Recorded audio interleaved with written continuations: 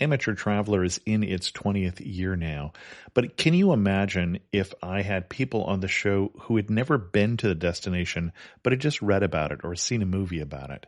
That wouldn't make any sense at all, and you wouldn't listen. We all know how important it is to receive advice from people who know a destination to get the most authentic local experience. And a great option for experiencing this is Explore Worldwide and their authentic small group adventures, led by local tour leaders, perfect for solo travelers who want to meet like-minded people with a desire for adventure.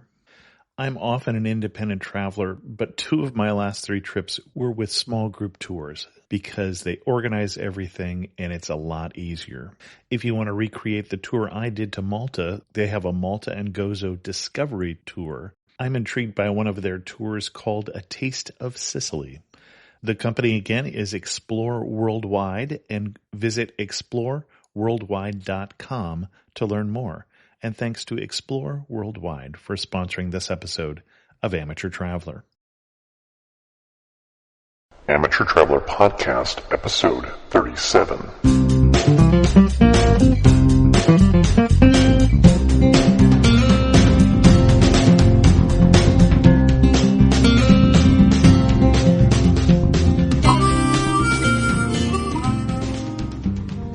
Welcome to the Amateur Traveler Podcast. I'm your host, Chris Christensen. Today on the show, we're going to go to Ashland, Oregon for the Oregon Shakespeare Festival. I'm going to jump right into the show because it's going to be a longer show than usual. I only have one announcement that I want to do before the show, which is I have sold my first sponsorship, which will start appearing, I believe, in 2 shows from now. And if you heard an ad at the beginning of this show, that means you have an old feed for this show.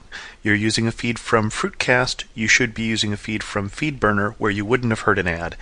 If you don't change, you'll hear 2 ads in 2 weeks, and there's no point for that. Any questions that, look on the amateurtraveler.com website for information on the new feed. If you're getting the podcast through Yahoo Podcasts, then there are multiple versions of the show, some of which are pointing at the correct feed. That being said, let's get right into the show. I just got back last weekend from Ashland, Oregon, which is a small, pretty town in the southern Oregon, close to the California border. I drove there for 7 hours with 29 high school students, 2 other chaperones, and a teacher to go to the Oregon Shakespeare Festival. By no means did we drive the furthest. We ran into school groups both from the Bay Area, like we were, as well as from Portland, from Seattle, and also from Canada. So why are people driving this far to go see plays in a small town in Oregon?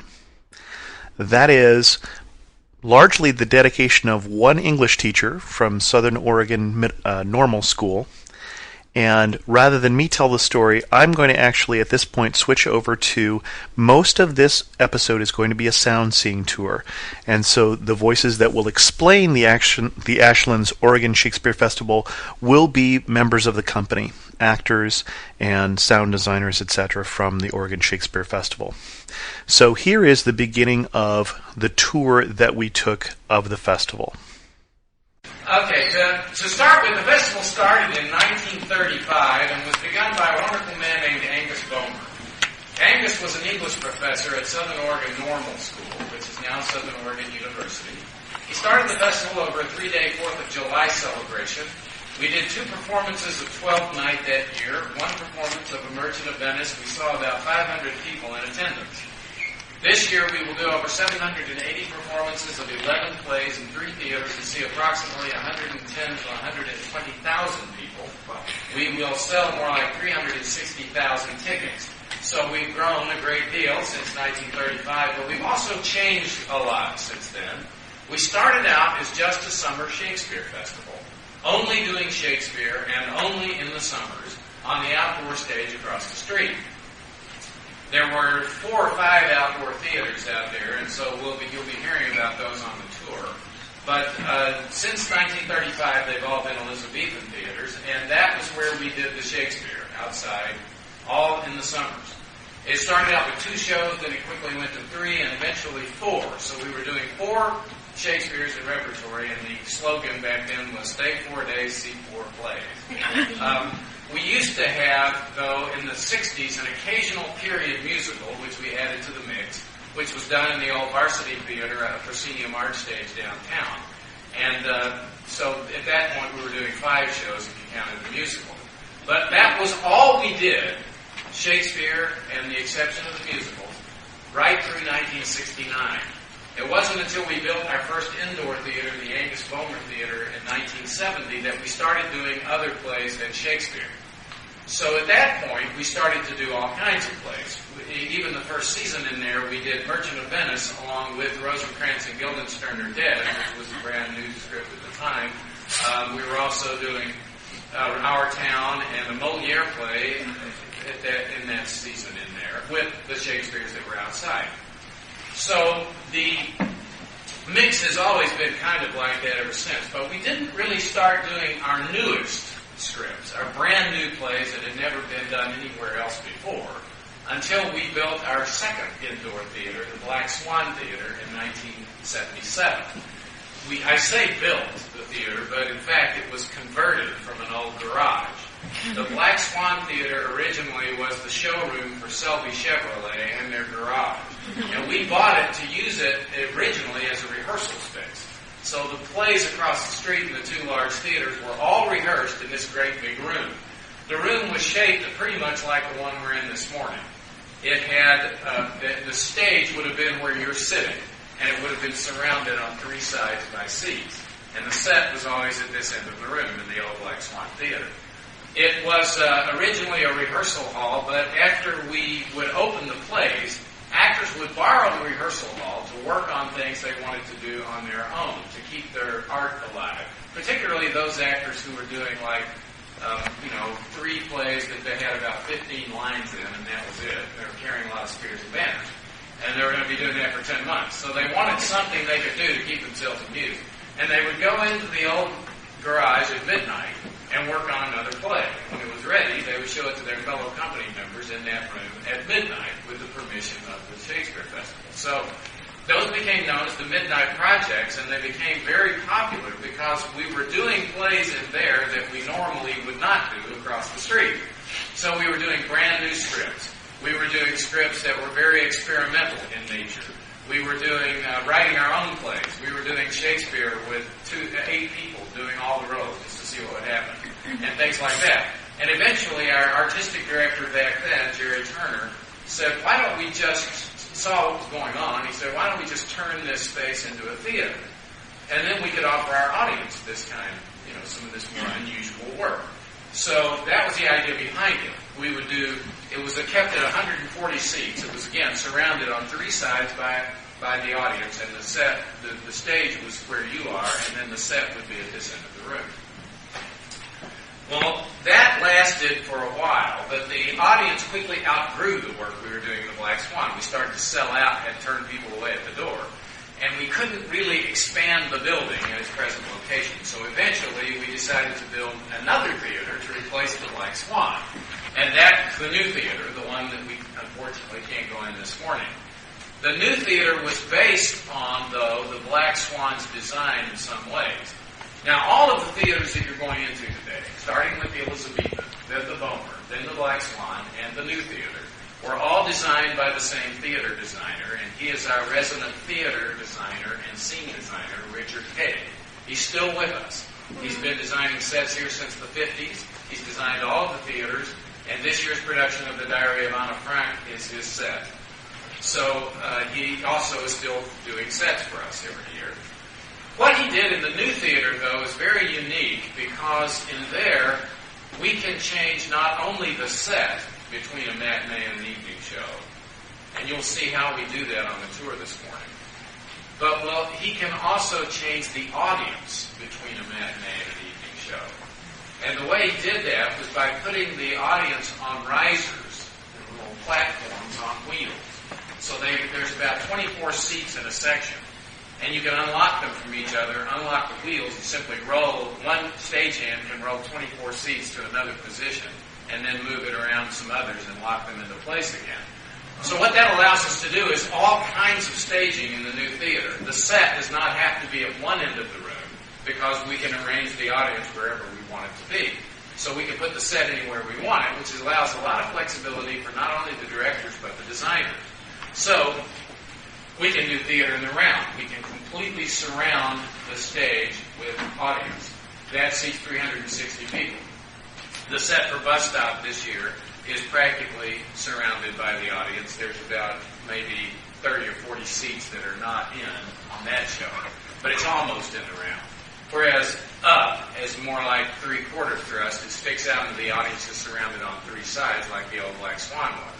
But we can also do a set at that end of the room and at this end of the room with the stage in between the two sets and put the audience along each side. And that sits about 280 people.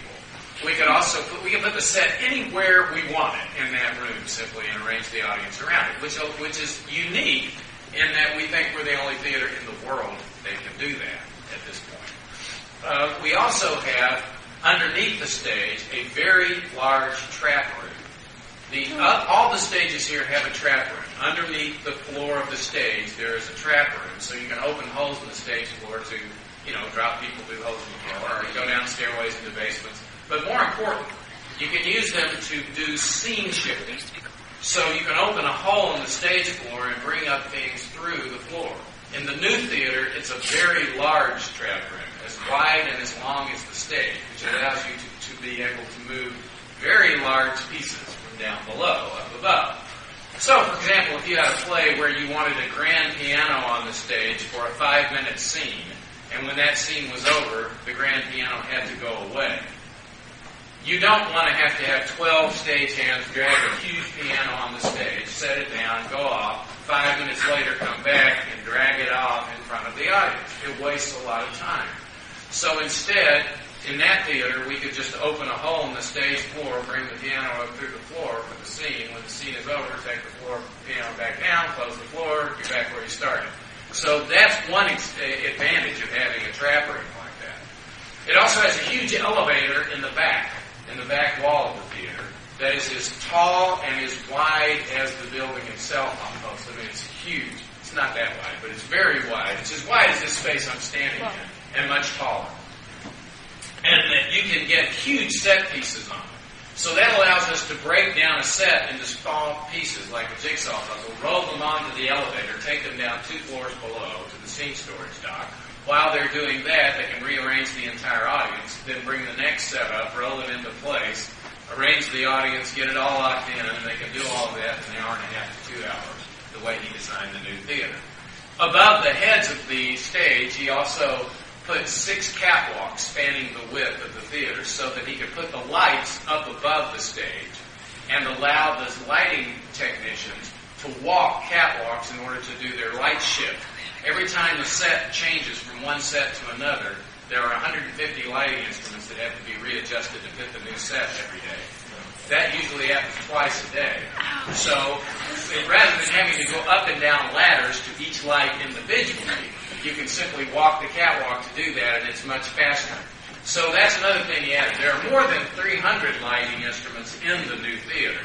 There are more in there than there actually are in the Vollmer Theater, and the reason is because the audience, no matter where you're standing on the stage, some audience member is going to be looking at the back of your head. So you have to be lit all the way around in that theater, so it takes a lot more lights. Whereas in the Vollmer Theater, you're being lit mostly from the front and the sides. And the same thing is true of the outdoor theater. So the new theater required more lights than the other two because of that. It also has a state-of-the-art booth with a digital soundboard, computerized light board. We have 9 computerized spotlights that will switch very quickly from one place to another by the touch of a mouse button. They'll change their color like that. The prisms inside allow you to change the pattern it casts on the stage very quickly. So all you have to do is program it, and you just push the mouse button, and it does what it's supposed to do at that point in the show. So we have a lot of those now. There's, I think, 9 in that building, maybe 5 in the Vollmer Theater, and there's some outside as well. So all of that is technology we've added in the last few years, and you'll hear something about what we use on the tour today. But suffice to say, the new theater replaced the Black Swan. The Black Swan has gone back to its original purpose. It is now a rehearsal hall for the new theater. So we use the Black Swan to rehearse plays like Bus Stop and up that are in there. But the Black Swan is also still used for the occasional midnight project. Nowadays, rather than being ways to keep people amused during the season, because most of us are too busy to do them otherwise, nowadays those projects are mostly people who want to develop a play for themselves of some sort. So it might be a one-person show somebody's working on. Or maybe it's a new script somebody's written that we want to help them develop or something like that. So we use the Black Swan for that nowadays too. The acting company at the festival is comprised of about 85 actors on a very large season. 80% of the acting company are union professional actors, members of Actors Equity Association, the Stage Actors Union, and we've been doing this for a long time. The 20% that are non-union mostly come from graduate schools all around the country. They are now out of school, on their way toward a career in the professional theater, and after they've been here for 52 weeks under this contract, they have earned the right to join the union. But they can only stay in this company, non-union, for 2 or 3 years. At that point, they either have to become a union member or they have to leave. Since the festival cannot afford to hire extra union people every year, the biggest turnover in the company from year to year is within that 20% of people that are non-union. That doesn't mean, however, that anyone has a permanent job at the festival. All of the actors are hired by the season. So we are hired on a 10-month contract at the most, and we find out during that 10 months whether or not we're fortunate enough to be asked back next year for another 10 months. It's always year to year, so you can never be sure you're going to be hired back until they cast the next season. That doesn't mean that you might not be. You can be here for 15, I've known people 15, 20 years in a row they've been here. And then on the 21st year, they were not asked back. So it all depends on the plays we're doing, who's directing those plays, whether they want to work with you or not, whether there's roles for you in those plays, and that really governs whether the actors are going to be hired back or not.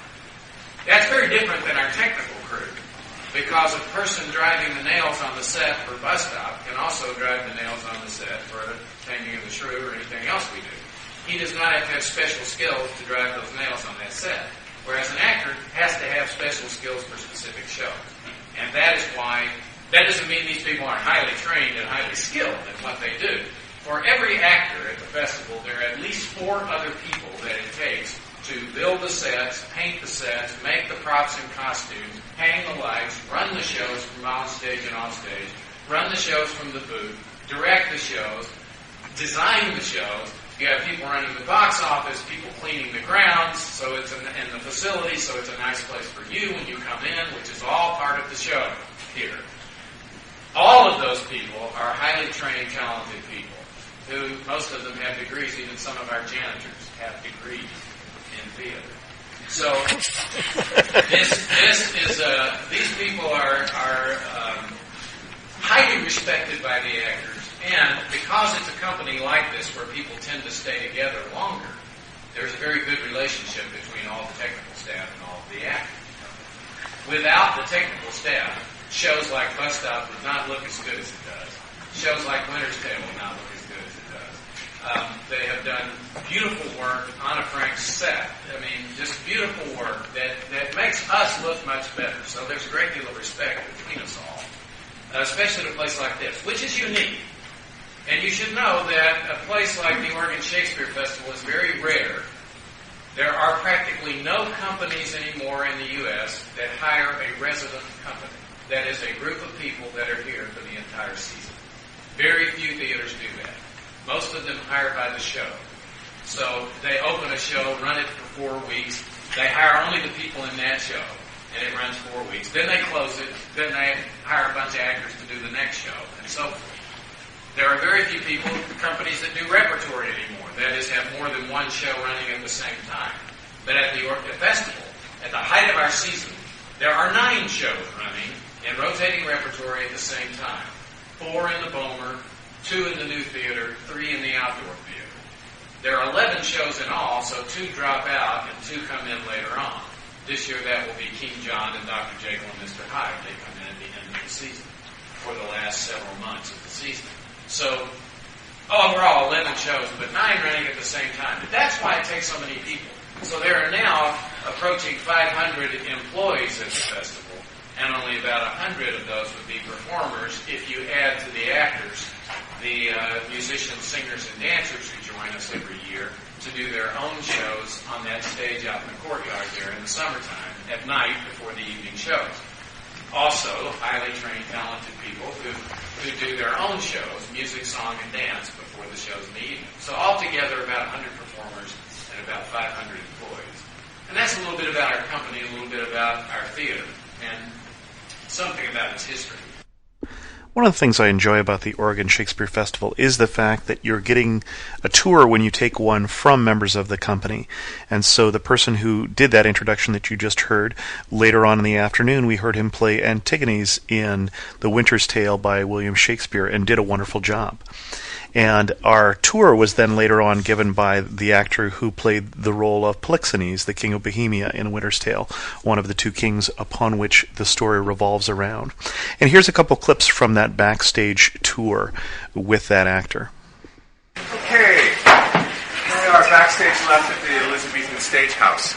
I just wanted to answer the question that was asked before, and that's how much time do we have, do the actors have to prepare before we start rehearsal?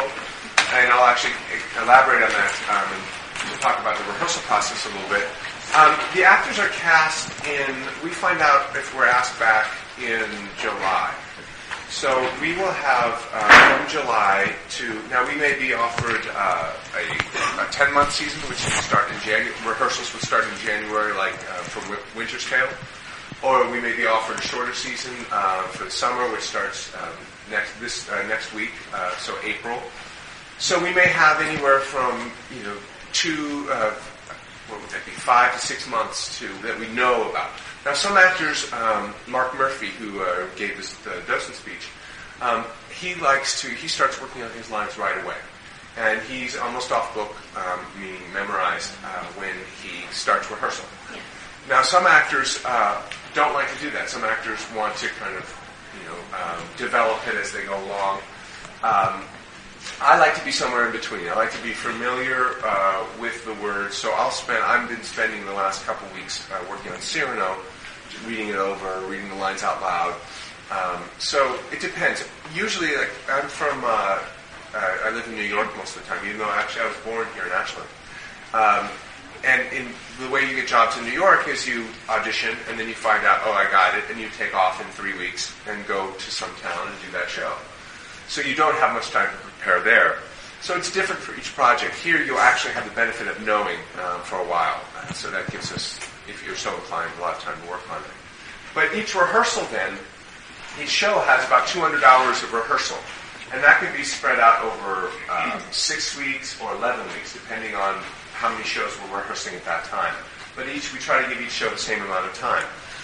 Now, as I said before, we're already planning way in advance for the upcoming season. They'll start design meetings this summer for shows that will open in February of the following year.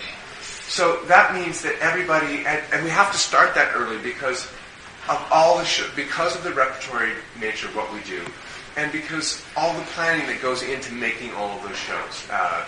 And we'll talk a little bit more about that when we're up in the display room. But once the actors are one of the last elements that are added to the shows. They may have costumes designed already, sets designed already before the actors even enter the process. So, but each show then, we don't get to rehearse on the stage very much. In fact, first time we have an audience, maybe only the 4th or 5th time we've been on the stage itself and used the real things. While each show has 200 hours of rehearsal time, each show only has about 20 hours of technical time. And that's where we add all of the elements, the sound, the light, the costumes, the props that we'll be using, and we move into the actual theater. That transition from the rehearsal hall to the theater is a very difficult one, a very tricky one. And it is charged to the stage manager and their staff to facilitate that change. When we're rehearsing in the rehearsal hall, we don't have the actual walls and set structure, so we have it all taped out on the stage. So it gives us a facsimile of where we're moving. Sometimes we'll have stage props, something similar to what we might be using. If I'm using it, we might have swords that are similar but not the real thing. The costume pieces. If we're having to wear funny shoes or fat suits or something, we may have those in the rehearsal process. But we don't have the real thing. So we only have that 20 hours of time to put all that together. So it has to be done as efficiently as possible. To do that, the stage manager, who starts with the show from the before the first rehearsal, but is there from the first rehearsal to the last performance, they are, through the rehearsal process, taking notes. They're taking notes on a lot of different things. They're taking notes on the blocking, all the movement that we develop with the director, and that will change from time to time. We may have one version of the scene, and then the next time we may redo that. So the stage manager is erasing and putting in all the blocking. They're also keeping an eye out for any costume changes that might happen, that might need to be quick. In a big Shakespeare play that we do out here, it's not uncommon for people to play 2, 3, 4 roles. In Cyrano this year, there's a cast of 30, and one actor plays 3 roles in one scene. So in that case, the stage manager is going to be communicating with the costume department, saying, look, this person's going to be playing 3 characters. They'll send someone over from wardrobe. They'll time out when we do a run-through. They'll do a timing, figure out how much time that actor has. If it's not enough time for the actor to come off stage here and go down into the green room and in the dressing rooms, which are a floor below us and about 50 yards that way, they'll set up a quick change. And then the actor will be called in to do a quick change rehearsal with the wardrobe department. And then they may rig the costume. So a costume that looks like it zips up the front may actually be Velcroed down the side and just rip the whole thing off. They'll try to figure that out to make it as quick as possible. We'll come in and we'll work with them in rehearsals. They'll time it out. Then during the show, they'll set up the quick change room, which is behind this wall here. And we'll come off this way and go back there, go like this. They'll rip everything off. We may have to also change a wig and hats and boots and sometimes even makeup, facial hair. And that have to be done in as little as 35 seconds. So that's part of the planning that has to be involved in going from the rehearsal hall to the theater itself. Also, the stage manager is responsible often for getting us on stage at the right time. In the rehearsal hall, we can see everything. There's no wall, so I can see when my entrance is. And sometimes it's very easy because they say, enter Earl of Salisbury or something, and that's me, and I enter. Sometimes it's not off of a verbal cue, it's off a visual cue. And I can't see that. So the stage manager will set up a cue light. They'll make a mark in their script, which they're following along every night. And when it gets to a certain line, which is about 30 seconds before my entrance, they'll flip a cue light for me, which are like these 2 red lights up here. And they're above every entrance that we have. That's about a 20-second ready cue. When that goes off, then I go on. That's the simplest way it works. The most, it's not uncommon for a big battle scene for there to be 4 or 5 entrances from here in a minute. So this light will be going on and off, and you have to be very conscious of where you are in the sequence, or you'll be running into someone's battle scene, and it won't be pretty. Also, what's interesting back here is that we'll have 30 people back here for Cyrano. Sometimes there's only 2 people on stage, so there'll be 28. And they may all have to come in for that next scene. And they may have swords and pikes and armor. So the movement backstage has to be choreographed so that no accidents happen, so that everybody gets to where they need to get on time. The assistant stage manager, who actually is backstage with the show and on a headset, is really in charge of the traffic control back here. They're in touch with the stage manager, who watches from the booth in the back. And they'll make sure that the props are laid out and that actors are getting where they need to be.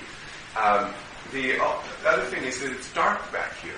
We can't leave this kind of light on because you can see the entrance is right there, and that would bleed out into to the lighting design of the show. So we have to get used to working in the dark, and we also have to be quiet. I mean, there's only this wall here separating us from the audience. So when we're making these costume changes, oftentimes it'll be carpeted back here so that the sound is muffled back here. So backstage can be as busy and as interesting sometimes as what's going on stage. Also, you realize it's not heated back here. It's also not air conditioned in the summer. So doing the show out here provides a challenge for the actor physically. When we start working out here in May, it's not much different than this. It can be cold and rainy. Typically May is rainy here in Ashland. But when we get to August, it is stiflingly hot, and it just stays back here. So actors need to stay warm in the colder months and stay hydrated and drink lots of water during the summer. It's not uncommon for an actor to lose 4 to 5 pounds of water weight during a particularly physical show out here. This summer, we're going to be doing Merry Wives of Windsor, which has John Falstaff in it, who's typically this kind of big, rotund, jolly man. And it's usually achieved by an actor wearing a padded suit or a fat suit. Well, those can be very hot. So the costume department then will often sew pockets into the inside of it where we can slip ice bags in there. So the actor can have 3 or 4 ice bags underneath the costume and have a sort of internal cooling system. One year we had a compressor back here that shot cold air. We could stick down our costumes there. So it is a challenging space to work on. But one of the more satisfying is I saw my first Shakespeare play in this theater, and so I always like working out here. And here's another clip when we stepped out on the stage at the Elizabethan Stage House, out amongst the wind and the tarps and such, so this is a little more difficult to hear. Origins of the site go back to the early 1900s. There's an ivy-covered wall that surrounds the structure. That's the only thing that remains from the original Chautauqua Dome that was built in 1893. It was a large gold shingle dome that was built, had 3 versions of it that had been built over the years until 1917. It housed the Chautauqua Society. The Chautauqua Society was an organization that was devoted to bringing entertainment, political speakers to small rural communities throughout the country, and they would bring musicians and entertainers, and they would stay for a week, and they would move on to another place. The circuit fell out of popularity in the 20s. The building was not used. It was condemned and torn down. The only thing that remained was the ivy-covered wall. A grassy slope sort of built up in here. Well, fast forward to 1931. Angus Bowman came to teach at the normal school, which is now Southern Oregon University. He was walking around. He was also interested in doing theater, and he would walk around and was struck by how what was left of the structure reminded him of an old Elizabethan theater. He was involved with theater up at the college. They didn't have a formal drama department, but he had an amateur group. He suggested to a group of local businessmen that they revive the 4th of July celebration, which is huge now, that hadn't gone on for a few years prior to 35. He suggested doing Shakespeare in the old Chautauqua ruins. They agreed. They gave him money. He started, built a set. That was the humble beginnings of the Oregon Shakespeare Festival in 1935 on this site. Angus Bowman went away to World War II from 41 to 47. Started the festival back up. The theater that they built when he came back was eventually deemed unsafe by the fire marshal. They built this current facade in 1959. One of the other wonderful things about the festival, especially for student groups and elder hostel groups, and I'm not sure about the availability to other smaller groups, is the educational program at the festival. We went to 1 workshop on design and 2 prologues, which explain a play ahead of time to prepare you. When you're seeing a Shakespeare play, it's quite useful to go through who the characters are and what the basic plot is before you get into the play, especially with high school students who may be lost by that language. So here's a little snip from the first workshop that we went to. My name is David Weaver, and I am a sound designer and technician here at the festival. This season I've had the wonderful opportunity to be the sound designer for the Diary of Omicron. So, which is nice because it's a workshop for the Diary of Omicron. And it's a design workshop, so how much more perfect can you get? I've got a lot of time invested in this play, as you can probably imagine, so there's a lot of information out there. On front. You noticed I said that. I'm going to probably go off right off the bat right now by saying you guys probably all know the story as her name is Anne Frank, right? I'm more than likely not going to be saying Anne Frank. I'll probably slip into it every once in a while just because I hear a lot of other people say it as well. We are doing actual pronunciations And her name was Annika. So her name is Anna. And the last names were the Franks. So you're probably going to be hearing me saying a lot of different pronunciations than you're used to, like the Fondans. And it's not Peter, it's Peter. And her name is Margot. Not Margot, but Margit. And Margot. You'll hear it a whole bunch of different ways. Just be aware that you're probably going to hear it a way during the play tonight, a lot differently than you're probably used to.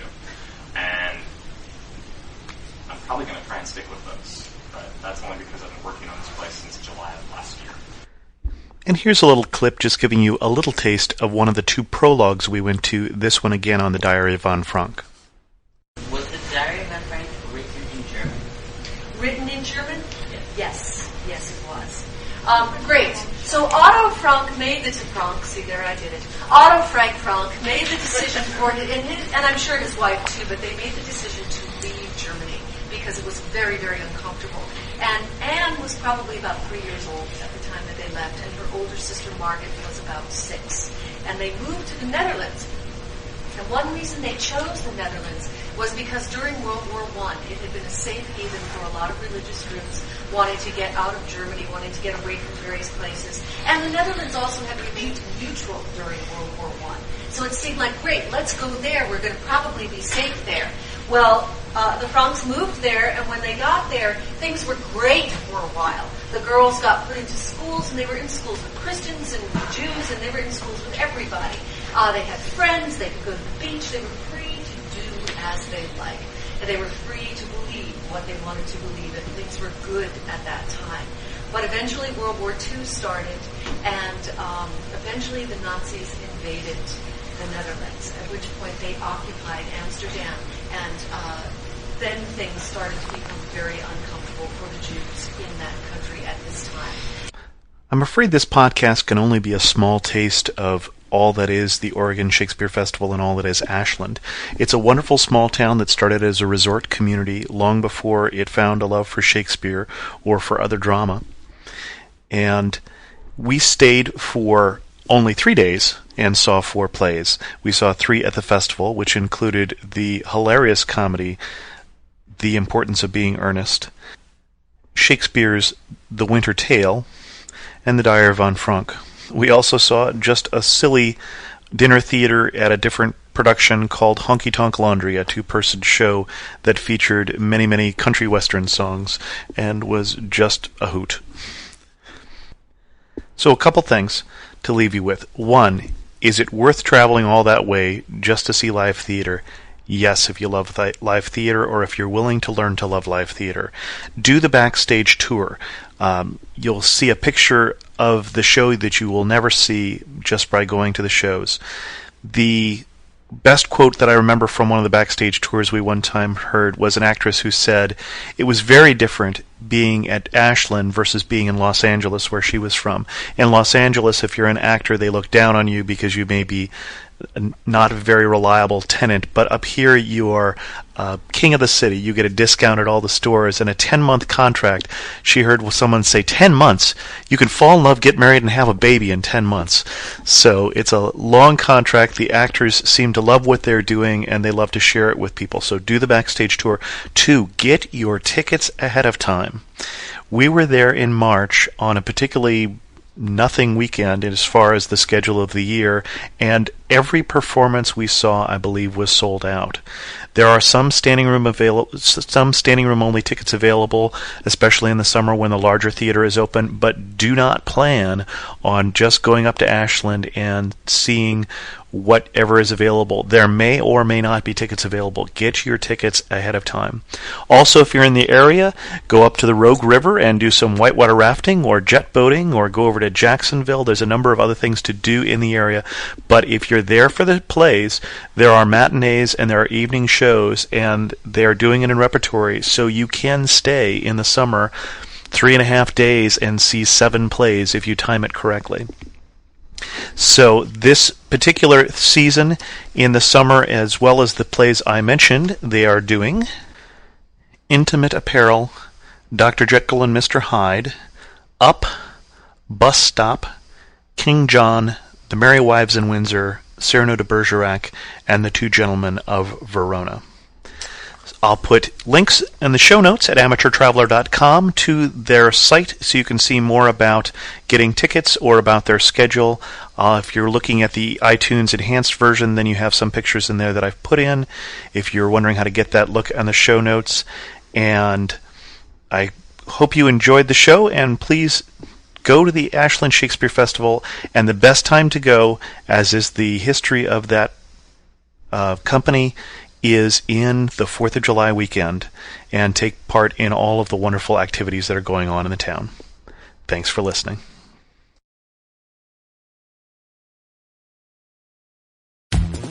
The best and the brightest, served up daily by the sharpest minds in content delivery, Podshow and Limelight.